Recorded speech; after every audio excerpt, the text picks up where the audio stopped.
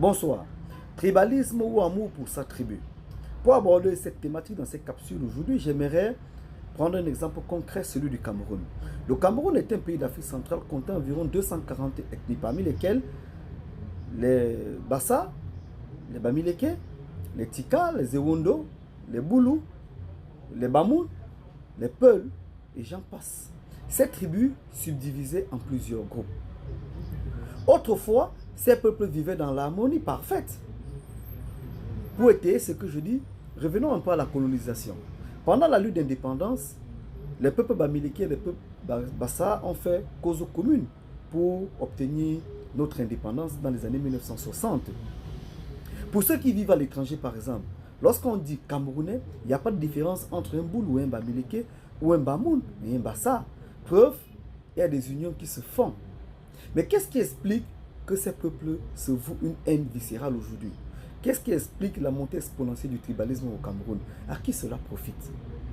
Pour bien comprendre cette thématique, revenons à la colonisation. Les Blancs ont bien compris qu'il fallait nous diviser pour mieux nous régner, pour nous exploiter. Tikenja Fakoly pouvait le dire dans l'une de ses chansons. Et alors, c'est l'héritage qu'ils ont légué à nos dirigeants actuels.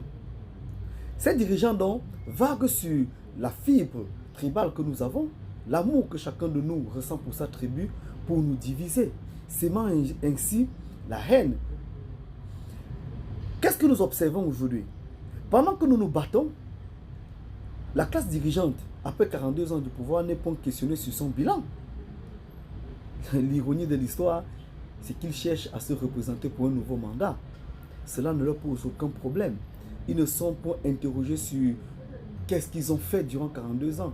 Quel est le développement qu'ils ont apporté au Cameroun. L'amour que je ressens pour ma tribu devait faire de moi un tribaliste?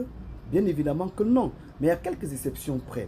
Que le tribaliste voue un amour démesuré pour sa tribu, situant ainsi sa tribu au-dessus de toutes les autres, situant ainsi sa civilisation au-dessus de toutes les civilisations. Le Cameroun étant notre bien commun, étant la seule raison pour laquelle nous devions nous battre, je suggère qu'en cette année, nous nous mettons ensemble, nous liguons nos forces pour développer notre nation, pour hisser notre nation ou encore le drapeau de notre nation bien plus haut. Pour cela, nous devions changer de mentalité. Nous devions opter pour l'amour, car c'est autour de l'amour que nous pouvons bâtir une nation forte. Je vous souhaite de passer un très bon week-end.